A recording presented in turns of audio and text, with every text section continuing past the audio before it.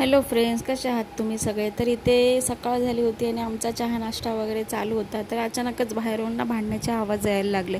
तर मला ती उत्सुकता झाली की कोणाचे भांडणं चालू आहे, काय चालू आहे वगैरे.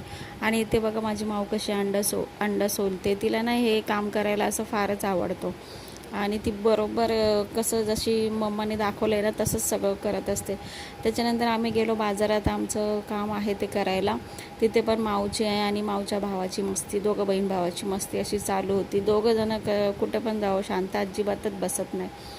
तर नेक्स्ट ब्लॉगमध्ये मी तुम्हाला आमच्या स्टॉलवर जे दिवे लागणार आहे त्याचा मी व्हिडिओ शूट करणार आहे. तर त्यासाठी माझ्या चॅनेलला सबस्क्राईब नक्की करा आणि आमच्या स्टॉलला व्हिजिट नक्की द्या.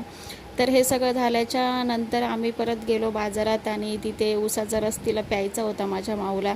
तिथे ऊसाचा रस पण पिला तिने. त्याच्यानंतर आईस्क्रीमसुद्धा खाल्ली आणि बघा ती कशी आईस्क्रीम खाते.